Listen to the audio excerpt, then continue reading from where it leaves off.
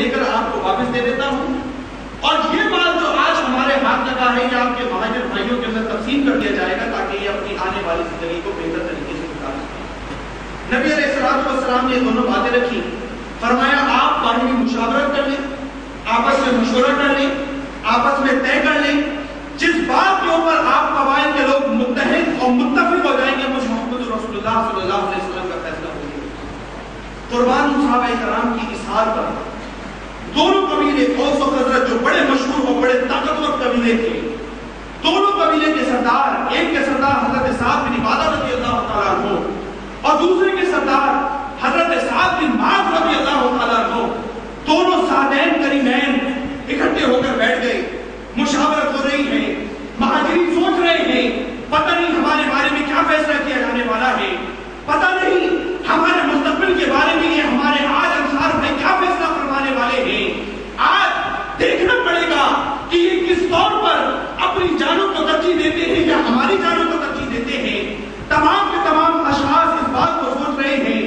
الغرض دونوں کے دونوں صحابہ کرام لوٹ کر آئے، فرمایا خدا کے رسول ہم دونوں ایک ہی فیصلے کے اوپر پہنچ گئے، نو متفق۔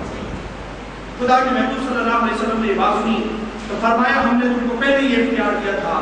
ان دونوں باتوں میں سے جو بات تم چاہو اس کو پسند کر لو، ہم اس فیصلے میں تمہارے ساتھ ہیں، اس فیصلے کو نافذ کر دیا جائے گا۔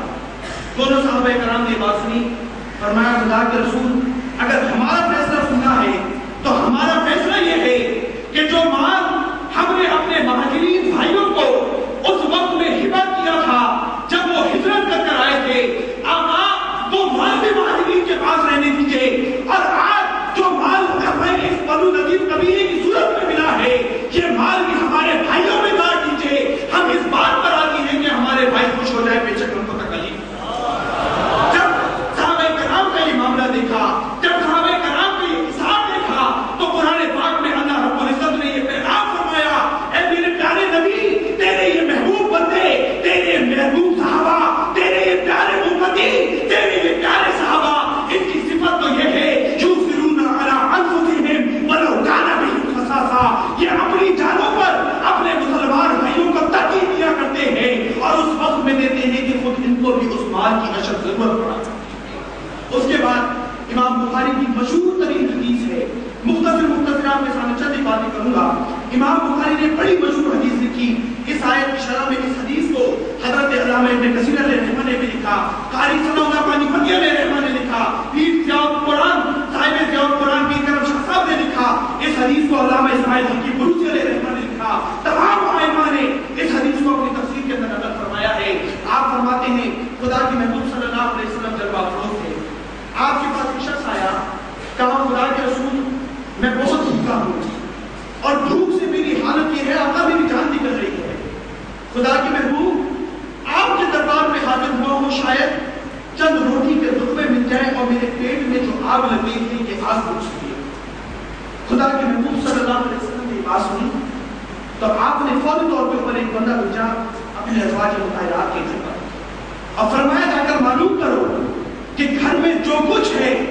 فوری طور کے اوپر اس کو حاضر کیا جائے، اس مہمان کی خدمت کی جائے۔ شخص چلا گیا، چند لمحوں کے بعد لوٹ کر آیا، قربان اس نبی کی ذات پر جس کے خاطر رب نے فرمایا اے میرے رسول لولا کلمہ خلقت الافلاق، اگر آپ کی تخلیق مقصود نہ ہوتی ہم کائنات کی کسی شے کو تخلیق نہ فرماتے۔ قربان اس مصطفیٰ کا حساب اور قربان اس محبوب کی عطا اور جود و سخا کے اوپر کہ جب آپ نے اپنے گھر میں بھیجا تو آپ کی ازواج مطہرات نے جواب دیا آقا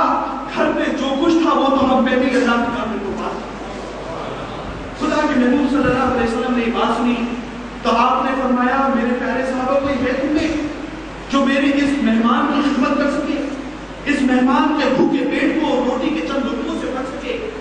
فرماتے ایک صحابی کھڑے ہوئے، کہا آقا یہ خدمت میں انجام دوں گا۔ نبی علیہ السلام نے ان صحابی رسول کے ساتھ ان کو بھیج دیا، آپ اپنے دولت خانی پر پہنچے، جا کر اپنی زوجہ محترمہ سے آپ نے ارشاد فرمایا دیکھو عام بندہ نہیں لایا، خدا کے رسول کا غلام لے کر آیا، عام مہمان نہیں لایا،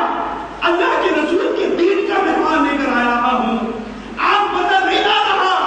اللہ کے رسول کے دین پر اپنا تن من